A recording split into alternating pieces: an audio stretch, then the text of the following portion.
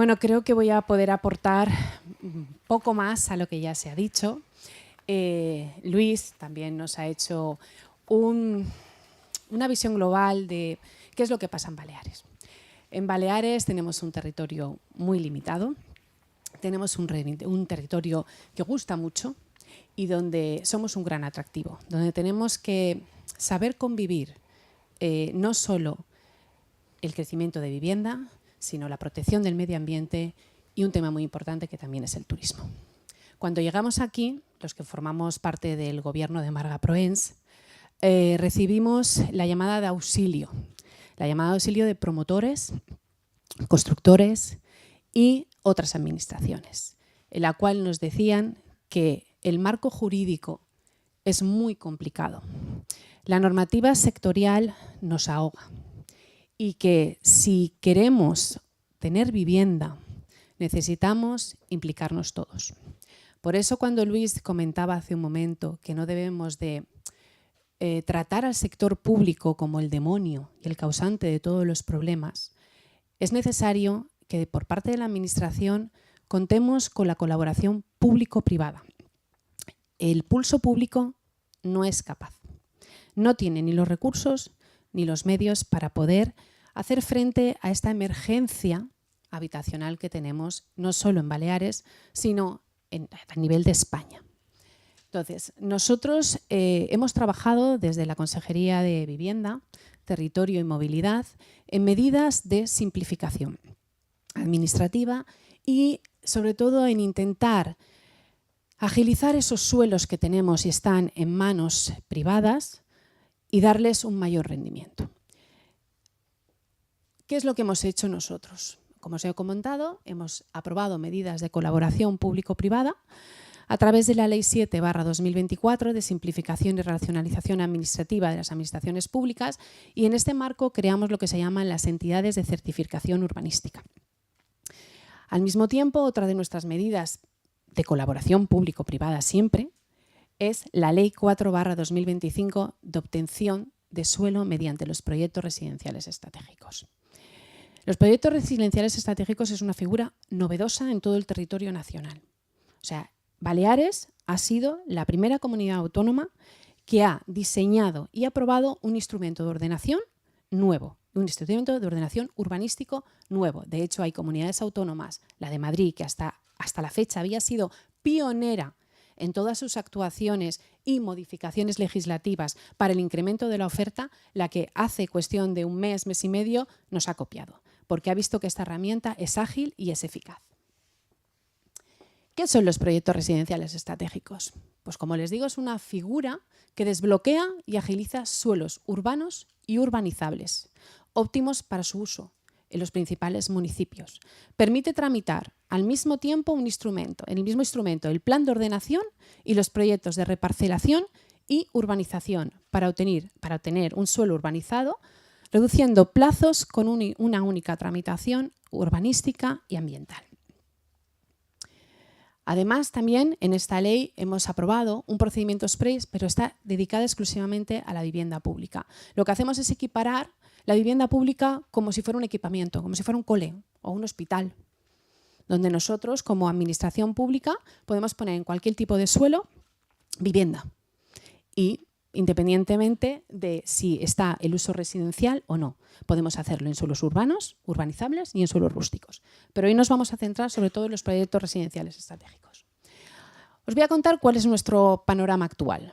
Bueno, hasta ahora, que como bien han comentado otros compañeros. Nosotros, en lo que es la legislación, la ley urbanística y la legislación estatal, lo que tenemos que intentar para transformar un suelo está aproximadamente en torno a 10-15 años. He sido bastante positiva porque hay algunos que incluso son 20 o 25 años, porque además nos encontramos como en el juego del Monopoly. ¿Se acuerdan cuando vuelve usted a la casilla de salida? Pues eso ocurre casi siempre. ¿Por qué? Porque la normativa sobrevenida es continua.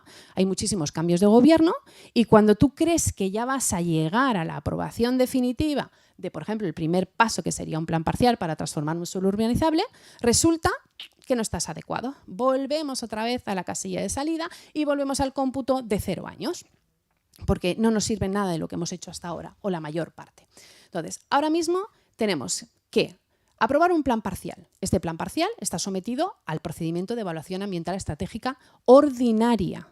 O sea, el que vulgarmente se dice el trámite largo, ¿vale? Cuando conseguimos pasar del plan parcial, que puede oscilar entre unos 5 o 6 años, en el mejor de los casos, con mucho impulso por parte del ayuntamiento que lo tramita y un promotor que incansablemente va detrás, lo aprobamos y llegamos al proyecto de reparcelación. El proyecto de reparcelación no es nada fácil. Aquí ya entran las juntas de compensación y ya tenemos las peleas montadas. Cuando conseguimos aprobar el proyecto de reparcelación, vamos otra vez al ayuntamiento y queremos aprobar el proyecto de urbanización. Y que no nos olvidemos, también tiene que pasar por el órgano ambiental. Y también tienen que decir la suya. En principio, muchos de ellos deberían empezar como un proyecto de urbanización con una tramitación simplificada, pero no sabemos por qué se convierte en la mayoría de los casos, cuando además ya está evaluado un plan parcial a nivel ambiental, se convierte en una ordinaria. Entonces, volvemos a entrar en ese vía crucis. Cuando conseguimos aprobar ese proyecto de urbanización, empezamos las obras y ya solicitamos las licencias de edificación. Madre mía, ha pasado mucho tiempo, teniendo en cuenta que nos ha ido súper bien y lo hemos conseguido en 15 años. ¿Qué es lo que hemos intentado nosotros? Pues reducir todos esos plazos, teniendo en cuenta que el marco normativo es muy estricto en cuanto a los procedimientos y que nos marca la ley estatal. No olvidemos que la ley estatal también es nuestra espada de Damocles. ¿Qué hemos hecho? En el PRE, Proyecto Residencial Estratégico, hemos juntado en un PRE los 3 instrumentos de ordenación: plan parcial, proyecto de reparcelación y proyecto de urbanización. Y todo ello hemos creado o hemos diseñado un procedimiento ambiental que junte ambos, el procedimiento ambiental estratégico y el procedimiento ambiental de proyectos. De esa manera, un plazo que ahora mismo hemos estimado de manera muy positiva entre 10 a 15 años, lo pasamos entre 18 y 24 meses. Aquí sí que es un mecanismo de agilización de verdad.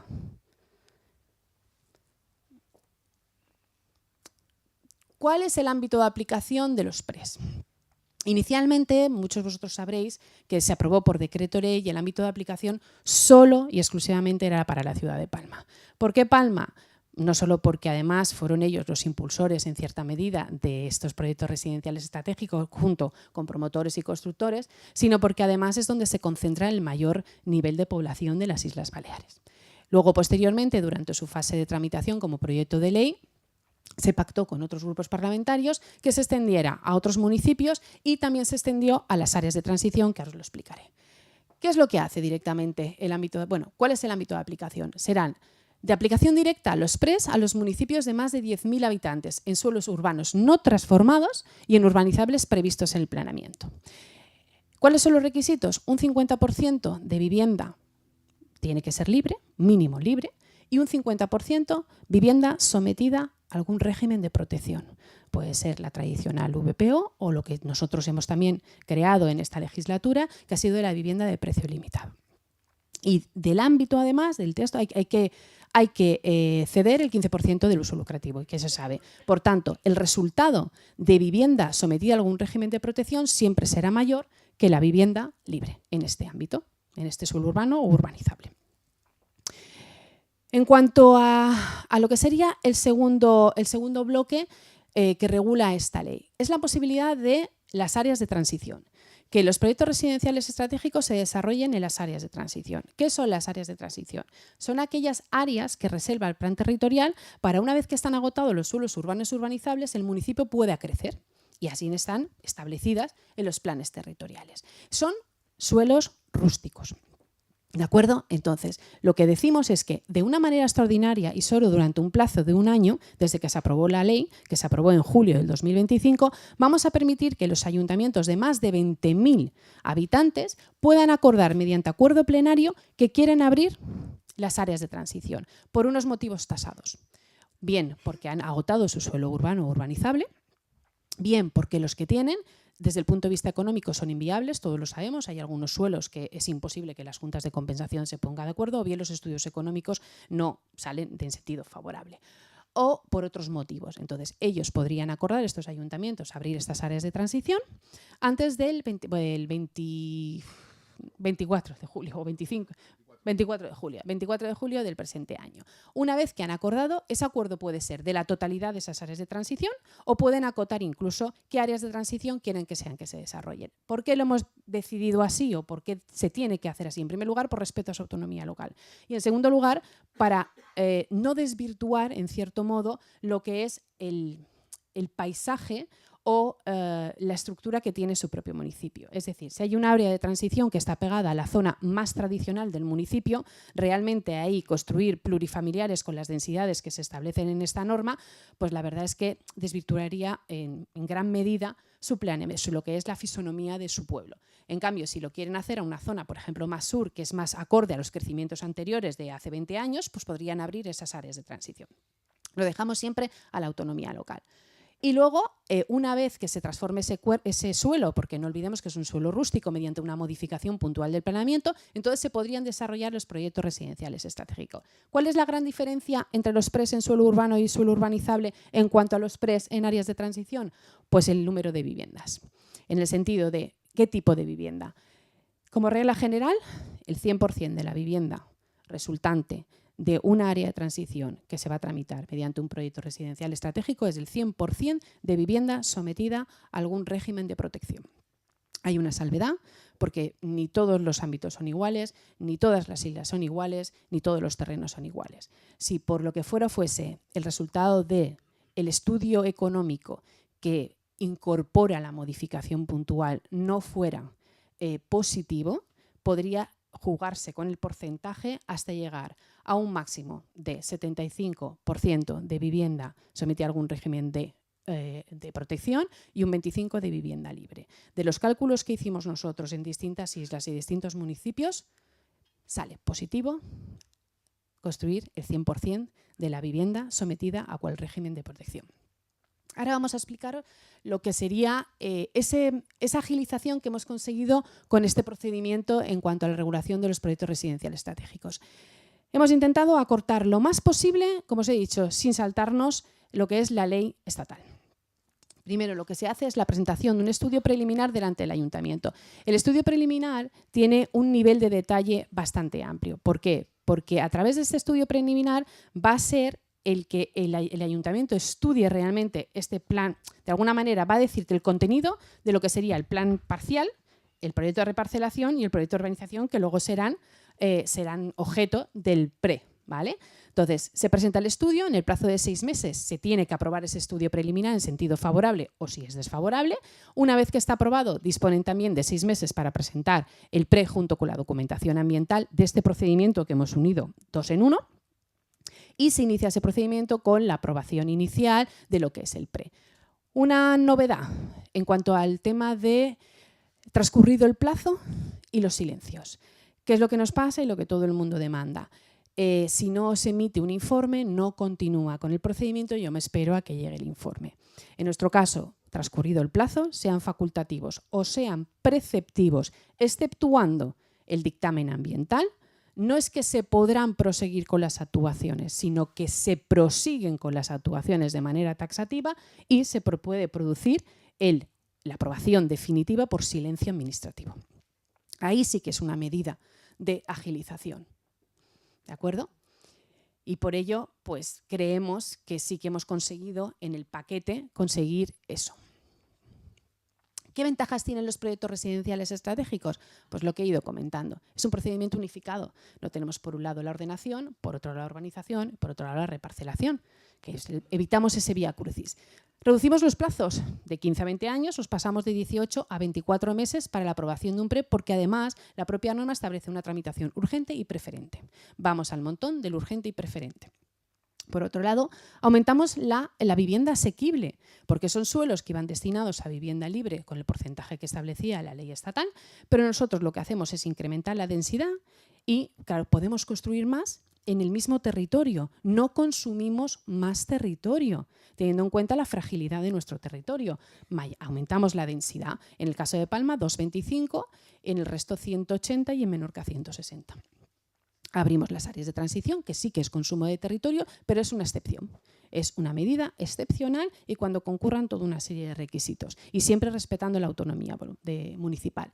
Y con todo este procedimiento de agilización lo que intentamos es disminuir los precios finales. Como bien ha explicado Luis hace un momento, o sea, yo tengo que pagar porque a mí no me dan una licencia en el plazo estipulado legalmente. Cuando se me tiene que conceder en tres meses, hay ayuntamientos que todos sabemos que están tardando hasta 6 años en otorgar una licencia de primera de edificación, con lo cual reducimos el sobrecoste derivado de los retrasos y reducimos esa tasa invisible. El precio final para el comprador o el que vaya a alquilarlo siempre se podrá reducir o será un poco menor si conseguimos reducir todos esos plazos. ¿De acuerdo? Como simplemente dato que tenemos hasta ahora, los únicos proyectos residenciales estratégicos que están ahora mismo más avanzados y en tramitación son el del municipio de Palma, son estos 5, son Güell, son Puigdorfila, son Ximelis, son Cledera y Caspartol, ¿vale? Los números actualmente, que son los 2 que están más avanzados, son Güell y son Puigdorfila. En total, en el primero de ellos son 3.097 viviendas, de las cuales 1.422 son libres y 1.675 son sometidas a algún régimen de protección. Como veis, lo que os he explicado, el resultante de los PREs siempre es más vivienda sometida a algún régimen de protección. Son Puigdorfila, un ámbito un poco más pequeño, son 542 viviendas, 262 son libres y 264 son viviendas sometidas a algún régimen de protección. Son Ximelis, son Cledera y Caspastor, están ahora mismo en fase preliminar, de estudio preliminar. Salvo que Óscar luego nos corrija en la mesa, pero estos han sido los datos de hace un par de semanas. Como veis, pues hay iniciativa, hay intención y ahí hay vivienda, tanto libre como de protección. Luego, otras de las medidas que ha querido impulsar este gobierno dentro del marco de la colaboración público-privada es que las entidades de certificación urbanística operen en las Islas Baleares. Estas entidades no son nuevas, no las hemos creado nosotros, funcionan en la Comunidad de Madrid, en Valencia, en Cataluña, desde hace años. Las pioneras fueron Madrid en ese aspecto y la verdad es que como el trabajo ya lo habían hecho los demás, la verdad es que nosotros lo único que hemos hecho ha sido adaptarlo a lo nuestro, incluso a veces mejorarlo en algún punto. Pero, ¿qué vienen? Vienen a ayudar a nuestros municipios, ni más ni menos. Nos vienen a ayudar porque, como bien ha explicado también Luis, tenemos falta de recursos, el funcionario que viene necesita su tiempo de aprendizaje y eso nos hace retrasar cada vez más. Tienen un mismo funcionario, no solo lleva licencias, lleva muchas otras cosas más y al final los retrasos pues, son los que hay. Incluso hay funcionarios que se reparten entre ayuntamientos pequeños y que van un día aquí, otro allí y otro allá, o incluso lo tienen externalizado. Entonces, lo que hacemos es poner en funcionamiento estas entidades que lo que van a hacer realmente es, una vez que un particular o una empresa quiere utilizarlas, prepara el proyecto, pide todos los informes sectoriales, porque pueden pedir todos los informes sectoriales, porque realmente los únicos que tienen que venir por parte de la administración, es decir, del órgano sustantivo, serían aquellos que están sometidos a procedimiento de impacto ambiental o que están sujetos a la declaración de interés general, que además están al margen, digamos, de lo que son el ámbito de aplicación de estas ECUs. Por tanto, pueden pedir el de recursos hídricos, pueden pedir el de AENA, pueden pedir el de gestión forestal, los pueden pedir absolutamente todos, ¿de acuerdo? Entonces, ¿qué es lo que hace? ¿Alguien que le interese? Pues los contrata y ellos presentan esa licencia. Realmente, ¿cuál es la función de las ECUs? Las ECUs lo que hacen es que sustituyen al informe técnico y al informe jurídico municipal. Y ya van directamente a Junta de Gobierno. Y me preguntarás, ¿pero lo tiene que revisar algún técnico del ayuntamiento? No, ya tiene el informe técnico y jurídico. Por tanto, va al montón de aquellos que están de la Junta de Gobierno. Si entran ya con todo esto, ¿tienen que ir al mismo bloque donde entran las licencias que no tienen este informe jurídico, este informe técnico? No, identidad, tienes que agrupar los expedientes por identidad. Entonces no tiene la misma identidad el que ya tiene el informe técnico y jurídico, que es lo que la certificación urbanística, que es lo que hace la ECU, que el que no lo tiene. Por tanto, No es que se pase por delante, es que no tiene identidad, es diferente. Igual que ponemos en un lado lo que son de actividades y ponemos en un lado lo que son licencias de urbanísticas. ¿Vale?